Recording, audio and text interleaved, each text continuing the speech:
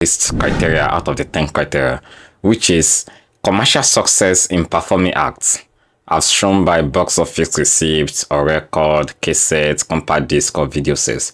So basically, there are two key elements or two terms in these words that we need to take note of, which is number one, performing acts. So this criteria actually relates to artists in the area of performing arts, singer, musicians, directors, public speakers, and any role that you play within the performing arts. This is going to apply to you. So if you're an engineer, a scientist, you may skip this particular few minutes of the video because it won't relate to you. Okay, so that is the first part. Your role, you need to have you need to be a performing artist. Then the other aspect is you need to have a commercial success. So this one is not about fame now. I mean, fame may bring success, may bring commercial success in terms of finances, but it is not about the fame like these are the number of people that have listened to my music. No, it is about what is the commercial success. How much money have you made, whether for your label or your whatever, or your publisher or whatever. So that is what it really means. So financial performance of the individual's work in the performing arts. So financial success of an individual is actually seen as an indicator of their influence and popularity in the field. So that is what it is. So you are not going to say that, oh, I'm popular. What you are going to use to show that you're popular, that you have someone of influence in your field, is the commercial success. If you are popular, people should be able to buy your label. People should be able to pay you money to hear you to perform and those kind of things. So I-sales figure or box numbers, they call it box number, suggests that the person's work is widely recognized and appreciated by the public. Thus, you can use it to affirm your extraordinary ability. So whether you're a public speaker, a comedian, magician, or whatever field in the performing arts, that is what it speaks to. So you need to think of performing arts as a type of art that can be presented to a live audience. So something you are presented to a live audience to see, that is what performing art is. So performing artists, like I said, you need to show commercial success. And again, what is the final thing? I know you should be able to do that now based on everything we've talked about. The final thing is you will need to prove you had a substantial role in that success. You know, if you have done the performance, there are several people that have made it possible. We have the director, we have the writer of the song, if you are not the writer, and we have the actor, comedian, or the musician, and those kind of things. So you need to tell us your role, and you need to explain how your role makes you have a causes success, that commercial success. Your contributions to the performance need to play a huge role in success. So if your contribution does not play a huge role, you will have a hard time to prove, or USIS will have a hard time to approve this particular criteria. So what are the important considerations or questions you should ask yourself? Some of those questions is, the important questions is there documentation to your success? So what is the commercial success in the industry? What are other musicians, performing artists, what are they making? So how successful are you compared to other people within your geography? So you may not be the most popular, but maybe there's something you are achieving already. So, and what is your contribution to the particular project? Are you the writer? Are you the actual artist? Are you the director? Are you, whatever you are doing in that role, what did you do? How did you perform? Where do you perform? Tell us the venue that you performed. So is it which live audience? Is it a show? Is it an event? Yeah, is it a place where people need to get tickets? You need to explain this to us. And have you performed at a large number of national or international locations?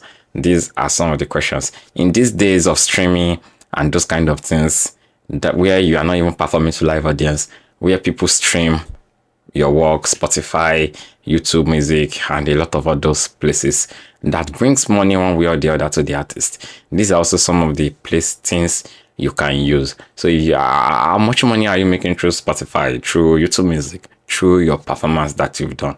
Whether you're a public speaker, you are an artist, you are a comedian, you are a magician, you are whatever you do, you are a musician, and anything you do, basically, those are the things you need to think about. So it doesn't actually need to be live audience. If it's not live audience, maybe your music is online.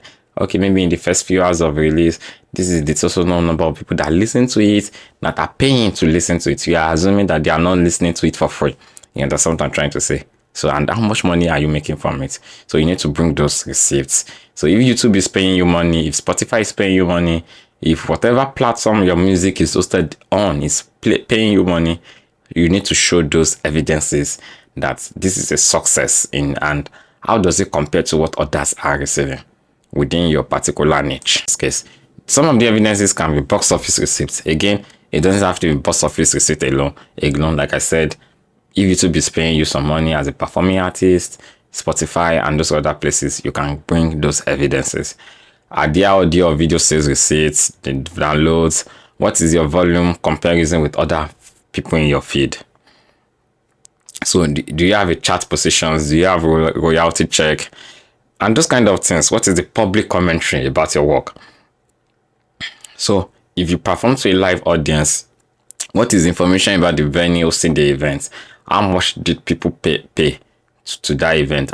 These are evidences that you can find online. Okay, how much did people pay to come and listen to you? What is the total number of people that come to that particular venue where you performed? What is the capacity? All this information are going to be available.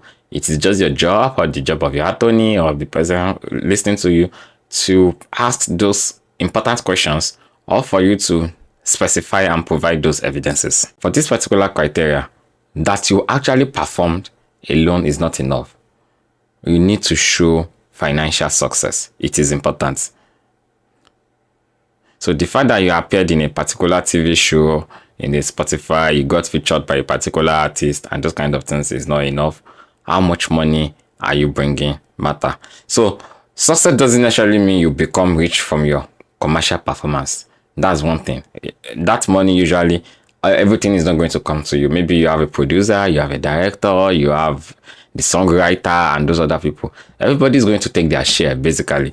So it's not really about how much you make. It's about how did you contribute to the commercial success, the overall commercial success that happens. Usually it's just a particular percentage that is going to come to you.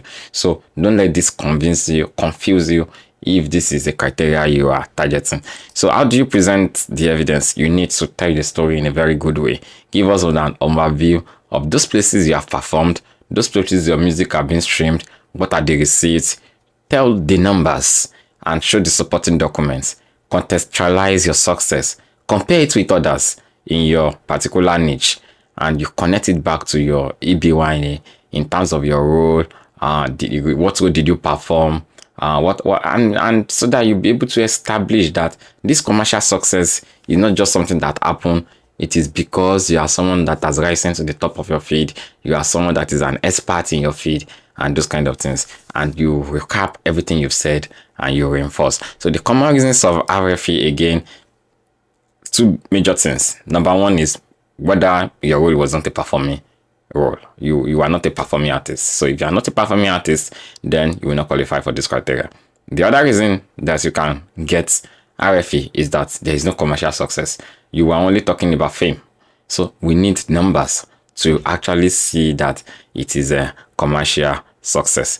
So you need to, so those are some of the things that those are the key elements. So if you do not present enough evidence of the receipts, those places you perform and those kind of things, then you may get RFE. You are more likely to get RFE. So those the receipts, so they need to have they need to be verifiable. Provide them the information of the venues and those kind of things. By the time you provide all these things, you have presented a quality case to the ESCIS officer. So, and that is all about all the 10 criteria. Now we are going to go into some other important aspects of your petition letter. Remember, all those criteria is just one aspect of the petition. There are also some other things we need to take note of and that you need to include in your petition that is going to take your petition to the next level, take it to the moon, that once you jump on it, it's going to be like a springboard that allows you to fly to the moon and eventually get approved and you get your green card.